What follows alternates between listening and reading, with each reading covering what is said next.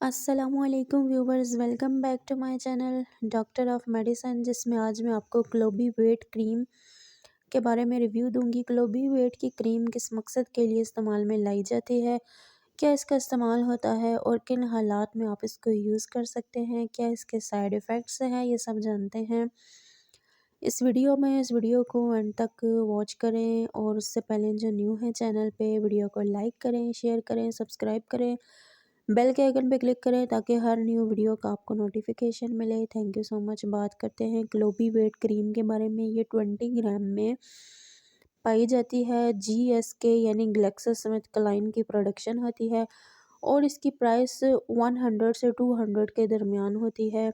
और ये डिज़ाइन की गई स्किन की वेरियस कंडीशंस में, जिसमें कि बहुत ज़्यादा स्किन डैमेज हो जाती है, उस मकसद के लिए कहाँ कहाँ आप इसको यूज़ कर सकते हैं, ये सब जानते हैं इस वीडियो में। ये था इसका इंट्रोडक्शन। अब हम बात करते हैं इसके यूजेस के बारे में कि कौन सी कंडीशंस में आप इसको इस्तेमाल कर सकते हैं।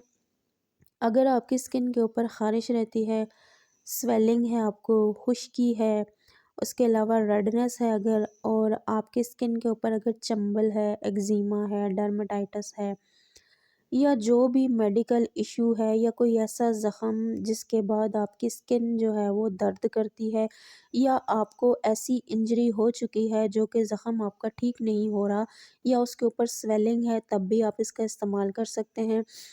अगर चंबल है, यानी चंबल भी एक मर्ज़ होता है स्किन का, अगर आपको वो लाहक है तो उसके ऊपर भी आप इसको अप्लाई कर सकते हैं। एक्जिमा है या डर्मेटाइटिस है, ये भी स्किन की ऐसी हालतें हैं जिसमें स्किन मेडिकली बहुत ज़्यादा जो है वो डिस्टर्ब हुई होती है, या उसमें इवन टोन नहीं होती, झुर्रियाँ होती हैं, निशानात होते हैं, सफ़ेद धब्बे होते हैं, लाल धब्बे होते हैं। उसके अलावा स्वेलिंग बहुत ज़्यादा हो जाती है, खुश्की हो जाती है। तो ये सारी ऐसी हालतें हैं जिसमें आप इस क्रीम का इस्तेमाल कर सकते हैं। और ये क्रीम जो है वो मेडिकल पर्पज़ के लिए भी इस्तेमाल में लाई जाती है और कॉस्मेटिकली भी आप इसको यूज़ कर सकते हैं।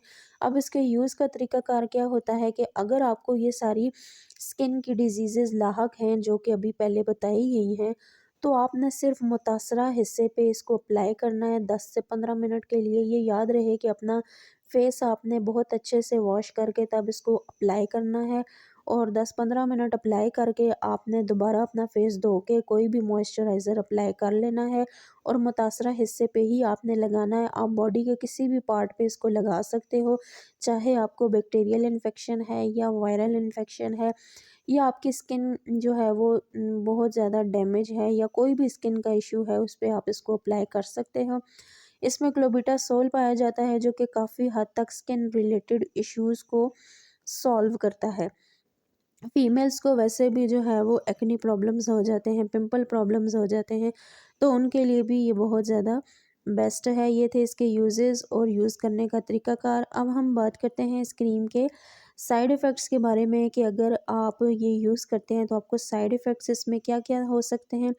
इसमें ज़्यादातर जो है वो एक्ने हो सकता है, आपकी स्किन जो है वो उसकी रंगत ख़राब हो सकती है और ठीक भी हो सकती है। उसके अलावा जो आपकी स्किन है वो बहुत ज़्यादा खुश्क हो सकती है, कुछ मरीज़ों में ये देखने को मिला है।